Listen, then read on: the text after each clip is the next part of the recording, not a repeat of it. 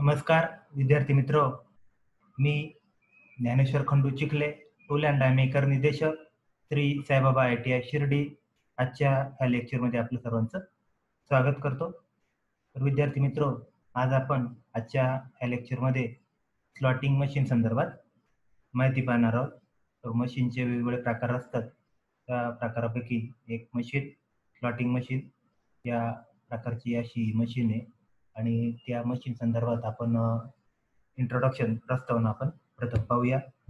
तर सर्वसाधारणपणे vertical surface म्हणजेच उभे पृष्ठभाग, निरनिराळे आकार म्हणजे फॉर्म, कीवे, इदर वे, इंटरनल व एक्सटर्नल वेगवेगळे आकार, त्याचप्रमाणे इंटरनल व डौठेल आकार, वेगवेगळ्या आकाराचे स्लॉट इत्यादी मशीनिंग करण्यासाठी स्लॉटिंग मशीनचा प्रामुख्याने वापर केला जातो.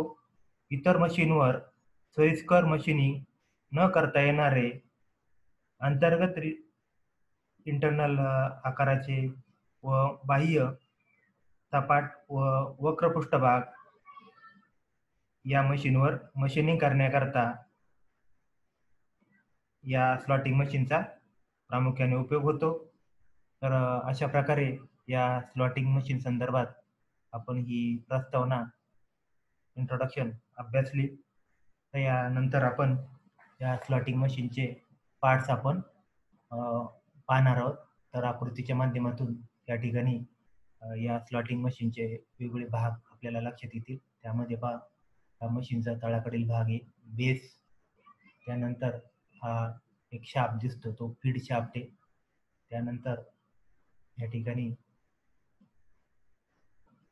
कॅरेज, सर्क्युलर टेबल, त्यानंतर इथं क्रॉसलाईड आपण म्हणतो याला क्रॉसलाईड, त्याच्यानंतर सर्क्युलाकार गोलाकार आकाराचा टेबल, क्लॅपर बॉक्स, या टूल हेडमध्ये टूल पकडता येतं, वर खाली होणारा हा रॅम आणि हा कॉलम. अशा प्रकारे या स्लॉटिंग मशीनचे भाग होत. त्याच्यातील काही प्रमुख भाग आपण अभ्यासणार आहोत. त्याच्यामध्ये पहिला भाग बेस और बेड. बेस और बेड संदर्भात आपण माहिती पाहूया. तर बेस किंवा बेड हा ओतीव, बेस किंवा बेड हा ओतीव कास्टिंग केलेला भाग असतो. हा भाग कटिंग फोर्स सहन करण्या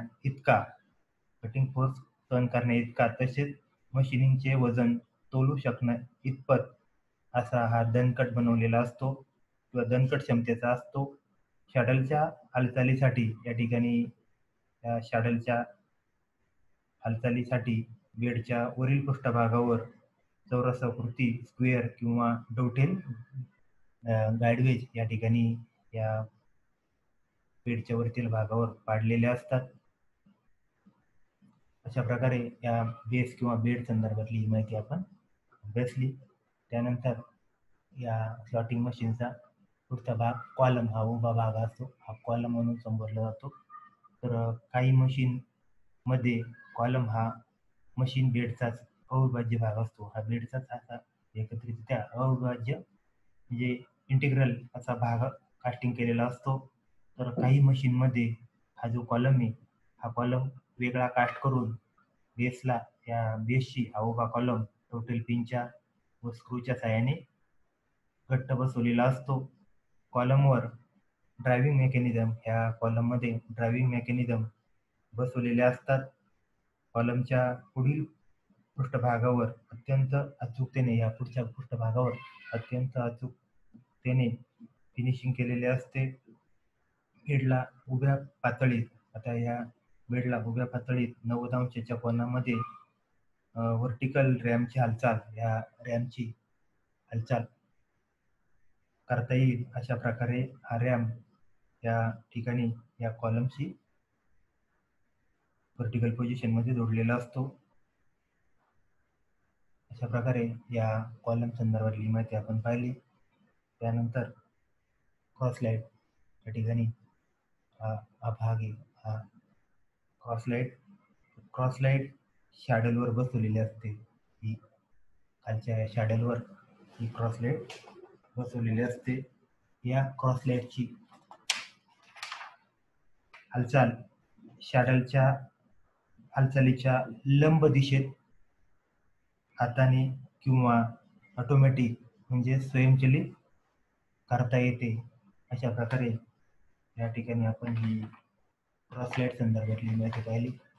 त्यानंतर आपण या स्लॉटिंग मशीनच्या रॅम पार्ट संदर्भात आपण माहिती पाहणार आहोत. रॅम तर रॅम हा या स्लॉटिंग मशीनचा रेसिप्रोकेटिंग मेंबर आहे. असा हा रॅम ऑपरेशनच्या दरम्यान वर खाली होत असतो आणि टेबलवरील यावर स्लॉट किंवा गाळे पाडण्याचं काम या रॅमच्या पुढच्या बाजूला या टूल पोस्टमध्ये टूल पकडून टूल हेडमध्ये टूल पकडून हे ऑपरेशन केले जातात. तर अशा रॅमचे कार्य शेपर मशीन सारखेच होते. कॉलमच्या पुढील भागावरील उभ्या दिशेने वर खाली होणारे टूल हेड या रॅमवर बसवलेले असते. रॅमची किंवा रॅम स्ट्रोकची पोझिशन बदलता यावी म्हणून रॅमच्या बॉडीवर एक स्लॉट पाडलेला असतो किंवा स्लॉट कट केलेला असतो. ॲक्युलेटिंग स्लॉटेड लिंक लावलेल्या काउंटरवेटच्या साहाय्याने रॅमच्या वजनाचा समतोल हा या ठिकाणी साधलेला असतो. तर अशा प्रकारे या रेसिप्रोकेटिंग मेंबर संदर्भातली माहिती पाहिली. त्याच्यानंतर या ठिकाणी टूल हेड संदर्भातली माहिती आपण पाहूया. काही स्लॉटिंग मशीनमध्ये टूल हेड हा रॅमचा अविभाज्य भाग असतो. रॅमचा म्हणजे रॅमलाच जोडलेला असतो हा टूल हेड. तर काही मशीनमध्ये टूल हेड हा रॅमचा अविभाज्य भाग असतो. टूल होल्डरला लावलेले असते. हे टूल पोस्ट या टूल होल्डरला लावलेले असते. याची रचना अशी असते की या टूल हेडची रचना अशी असते की त्यात सॉलिड टूल किंवा टूल बिटचं होल्डर या ठिकाणी बसवता येतात त्या टूल हेडमध्ये. तर अशा प्रकारे या टूल हेड संदर्भातली माहिती पाहिली. त्याच्यानंतर स्पीड गिअर बॉक्स त्याच्या या कॉलमच्या आतमध्ये या ठिकाणी हा स्पीड गिअर बॉक्स असतो. या ठिकाणी ही दुसऱ्या आकृतीच्या माध्यमातून ही रचना ही पुली बेल्टच्या माध्यमातून आपल्याला या स्लॉटिंग मशीनला दिलेली पाहायला मिळते. तर स्पीड गिअर बॉक्समध्ये असलेल्या स्लायडिंग गिअर्सला मेन गिअर याच्या आतमध्ये असलेल्या स्लायडिंग गिअरला मेन गिअर किंवा पुली यांनी ड्राईव्ह शॉपद्वारे गिअर किंवा अशा पुलीद्वारे या ठिकाणी त्या पुली यांनी ड्राईव्ह शाफ्टद्वारे ट्रान्समिट केलेली शक्ती म्हणजे पॉवर ही मिळत असते. स्पीड व्हेरिफिकेशन लिव्हरचे या ठिकाणी स्पीड लिव्हर असतात. स्पीड व्हेरिफिकेशन लिव्हरचे सेटिंग करून म्हणजे आपल्याला वेगवेगळ्या स्पीड आपल्याला त्याचं सेटिंग करून वेगवेगळ्या पाहिजे असलेल्या रॅम स्पीड आपल्याला या रॅमला वर खाली गती देण्याकरता मिळवता येतात. आणि ह्या रॅम स्पीड मिळवण्यासाठी स्लायडिंग गिअर हलवता येतात. त्या ठिकाणी या स्पीड गिअरच्या वर बसवलेले स्लायडिंग गिअर हे हलवता येतात किंवा त्याचं सेटिंग करता येतं. अशा प्रकारे या स्पीड गिअर संदर्भात त्या बॉक्स संदर्भातली माहिती पाहिली. स्पीड गिअर बॉक्स संदर्भातली माहिती पाहिली आपण.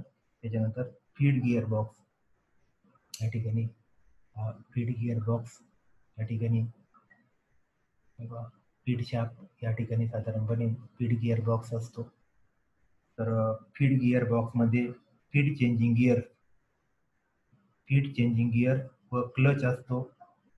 फीड चेंज लिव्हर सेट करून फीड आपल्याला हा बदलता येतो. काही मशीनच्या रचनेत फीड हा रॅचेट व पाऊल मेकॅनिझमच्या सहाय्याने बदलता येतो. ही या फीड गिअर बॉक्स संदर्भातली माहिती आपण अभ्यासली. त्याच्यानंतर या स्लॉटिंग मशीनचा सर्क्युलर टेबल किंवा रोटरी टेबल आणि त्याची रचना रोटरी टेबल कंस्ट्रक्शन आणि इट्स युजेस असा हा रोटरी टेबल असतो. त्याची कंस्ट्रक्शन आणि त्याची उपयोग आपण या मुद्द्यामध्ये अभ्यासणार आहोत. रोटरी टेबल हा एक गोलाकार टेबल असून तो क्रॉस लाईडवर बसवलेला असतो. या ठिकाणी या क्रॉस लाईडवर हा रोटरी टेबल बसवलेला असतो. रोटरी टेबलच्या खाली जुळणी केलेल्या वर्म आणि वर्म व्हीलद्वारे खाली असलेल्या वर्म आणि वर्म व्हीलद्वारे रोटरी टेबल मानवी शक्तीने म्हणजे हाताच्या सहाय्याने मॅन्युअली किंवा स्वयंचलित हा गोल फिरवता येतो.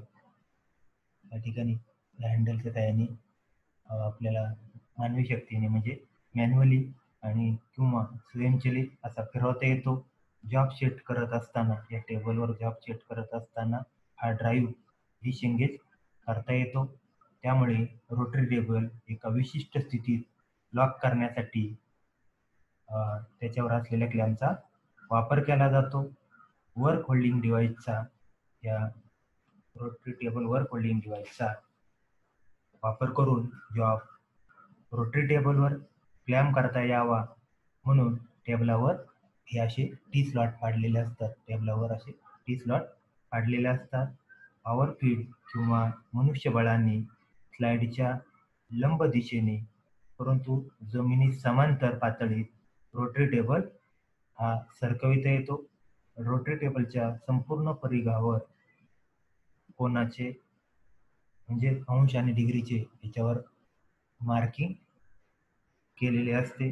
जॉबच्या परिघाचे समभाग करण्यासाठी किंवा इंडेक्सिंग करण्यासाठी टेबलावर मार्क केलेल्या या अंशात्मक खुणाचा उपयोग हा होत असतो. टेबलाच्या खाली समांतरावर पाडलेल्या इक्वली स्पेस्ड 12 छिद्रांपैकी त्यावर 12 छिद्र असतील. त्या छिद्रापैकी एका छिद्रामध्ये प्री लोडेड प्लंजर एंगेज करून टेबल इंडेक्सिंग करता येतो. त्याचप्रमाणे एंगुलर स्लॉटिंग करण्यासाठी काही प्रकारचे टेबल असे टेबल आहेत रोटरी टेबल. त्यापैकी काही प्रकारच्या टेबलला 18 अंशाच्या कोनात डिग्रीमध्ये आपल्याला झुकवता येतं, टिल्ट करता येतं. तर जॉबच्या पृष्ठभागावर गोल पृष्ठभाग या रोटरी टेबलचा उपयोग करून जॉबच्या पृष्ठभागावर गोल पृष्ठभाग म्हणजे सर्कुलाकार आकाराचे किंवा कंटूर पृष्ठभाग तयार करण्याकरता या रोटरी टेबलचा या स्लॉटिंग मशीनवर प्रामुख्याने उपयोग होत असतो. तर अशा प्रकारे आज आपण या स्लॉटिंग मशीन संदर्भात माहिती पाहत असताना या स्लॉटिंग मशीन संदर्भातली माहिती या प्रकरणामध्ये आपण अभ्यासली. स्लॉटिंग मशीन संदर्भात माहिती पाहत असताना आपण त्यामध्ये या स्लॉटिंग मशीनचा उपयोग करून व्हर्टिकल सरफेस, वेगवेगळे कीवे, इतर कीज, इंटरनल डवटेल आकार, स्लॉट, त्याचप्रमाणे इंटरनल व एक्सटर्नल विविध असे शेप्स मशीनिंग करण्याकरता या स्लॉटिंग मशीनचा उपयोग केला जातो. त्यानंतर मशीनचे वेगवेगळे पार्ट्स, त्याच्यामध्ये ram, clapper box, circular table, column, base, या ठिकाणी गिअरबॉक्स, गिअरबॉक्स इत्यादी संदर्भातली माहिती आपण अभ्यासली. तर अशा प्रकारे आजच्या या लेसनमध्ये आपण स्लॉटिंग मशीन संदर्भात पण माहिती अभ्यासली. तर विद्यार्थी मित्र, व्हिडिओ पाहिल्याबद्दल